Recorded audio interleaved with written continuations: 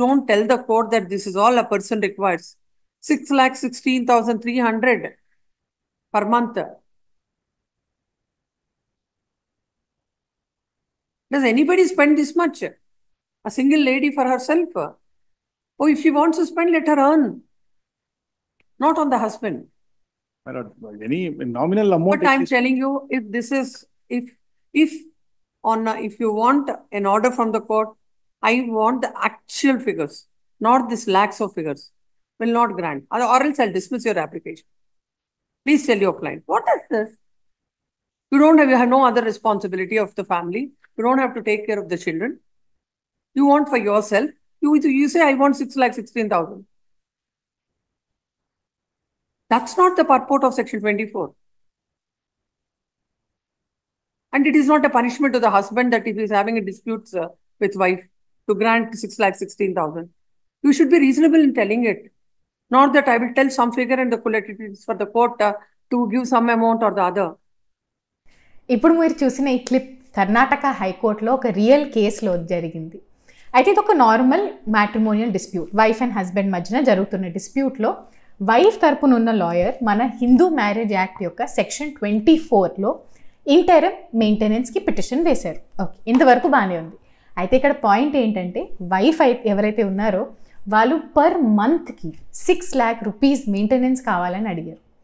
అయితే నేను అందరు జూనియర్ అడ్వకేట్స్కి ఎప్పుడు ఒకటే విషయం చెప్తూ ఉంటాను, ఈ తప్పు చేయొద్దు అని. అయితే ఈ కేసులో ఎగ్జాక్ట్ అదే తప్పు జరిగింది.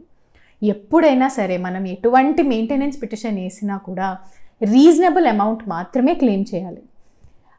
కొన్ని ఫ్యాక్టర్స్ ఉంటాయండి. ఎప్పుడైనా హస్బెండ్ యొక్క శాలరీ, వైఫ్ యొక్క శాలరీ, హస్బెండ్ అండ్ వైఫ్ దగ్గర ఏమైనా ప్రాపర్టీస్ ఉన్నాయా, దేని నుంచి వాళ్ళకి ఇన్కమ్ వచ్చే ప్రాపర్టీస్ ఉన్నాయా, పిల్లలు ఎవరి దగ్గర ఉంటున్నారు, వైఫ్కి ఇప్పుడు ఎర్నింగ్ లేకపోయినా తర్వాత ఫైనాన్షియల్లీ ఇండిపెండెంట్ అయ్యి జాబ్ చేసేటువంటి ఎడ్యుకేషనల్ క్వాలిఫికేషన్ ఏమైనా ఉందా, వైఫ్ రెంటెడ్ అకామిడేషన్లో ఉంటుందా, లేకపోతే వైఫ్ దగ్గర సొంత ఇల్లు ఉందా, ఇటువంటి చాలా క్వశ్చన్స్ ఏ మెయింటెనెన్స్ పిటిషన్లోనైనా జడ్జెస్ ఎప్పుడైనా మీకు వేస్తారు. ఈ కేసులో కూడా ఎగ్జాక్ట్గా అదే అయింది. 6 lakh rupees కావాలని పిటిషన్ అయితే వేశారు పర్ మంత్.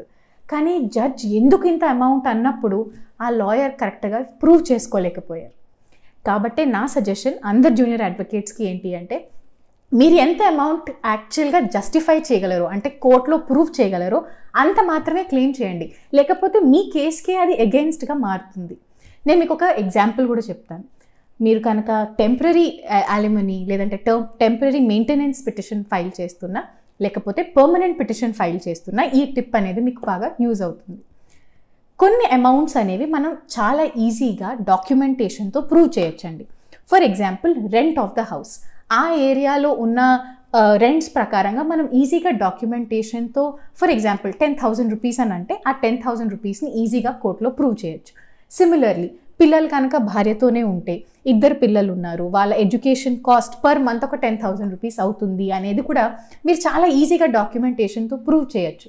అలాగే medical, for example medical costs ఏమైనా ఉంటే దానికి కూడా మనం డాక్యుమెంట్స్తో ఈజీగా ప్రూవ్ చేయొచ్చు.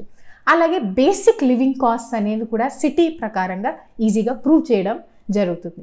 ఇటువంటివి కనుక మీరు కరెక్ట్గా డ్రాఫ్టింగ్ చేసేటప్పుడే కనుక పిటిషన్లో ప్రూవ్ చేస్తూ రాస్తే ఖచ్చితంగా మీ కేసు గెలిచే ఛాన్సెస్ ఉంటాయి.